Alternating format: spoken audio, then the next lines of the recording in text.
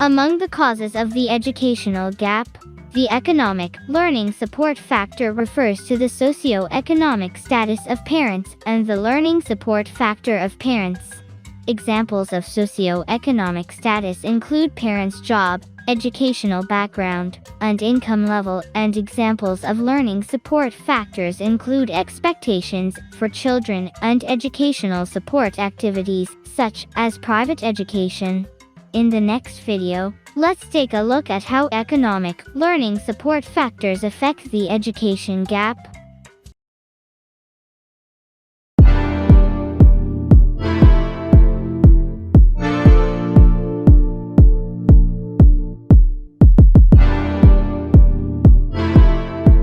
For Complex Hustle, I'm Brian Hanley.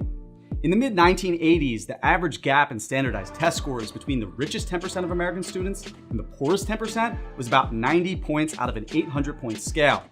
In other words, on tests like the SAT, the nation's richest students were outperforming its poorest by about 90 points, which might not strike you as surprising at all, given wealthier students do tend to have access to the best teachers, not to mention better student-teacher ratios, SAT classes and private tutors, nutritious meals and after-school programs, and computers and Wi-Fi access at home. The 90-point achievement gap in the 1980s might not concern you at all, if you, like many people in this country, assume that the poor remain poor because they're somehow incapable or lazy. But what if I were to tell you that the real reason the poor remain poor is that they lack the basic resources and opportunities necessary to escape from poverty? And that over the last 30 years, the achievement gap in this country has actually grown larger, to the point where upward mobility is becoming less and less of a reality. In 2014, for instance, the average gap in standardized test scores between the richest and poorest 10% grew to 125 points, 35 points higher than it was just 3 decades ago. Of all the 65 countries now involved in the program for international student assessment, the US ranks among the worst in terms of the mathematical achievement gap between rich and poor. According to economist Robert Reich, that's a direct result of the nation's increasing residential segregation by income. An increase in residential segregation by income means it's getting more common for rich and poor families to be living in different neighborhoods based on the houses and property taxes that they can afford. You may ask yourself, what does an increase in residential segregation have to do with this widening achievement gap in education? Well, as it turns out, public schools in this country are largely funded at the local level, which means the poorest communities, which also suffer from the weakest real estate markets, have less and less tax revenue to give to their public schools. Meanwhile, the richest communities have an abundance of wealth.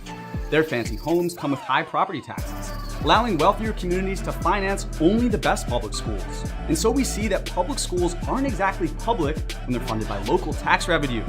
Many of these so-called public schools are really just private schools, whose tuition, as Robert Reich explains, is hidden away in the purchase price of upscale homes there and in corresponding property taxes. Another reason we're witnessing the rich get richer and the poor get poorer is that students from wealthier families can readily afford to take these unpaid summer internships, many of which turn into full-time jobs. Luxury poor students simply can't enjoy. That's because when you're poor, you actually have to work for money. An unpaid internship just won't cut it, which is unfortunate because that's yet another disadvantage encumbering our nation's most vulnerable students. For more stories like this, be sure to subscribe to Complex Hustle on YouTube and stay tuned for more business and technology news. For Complex Hustle, I'm Brian Hanley.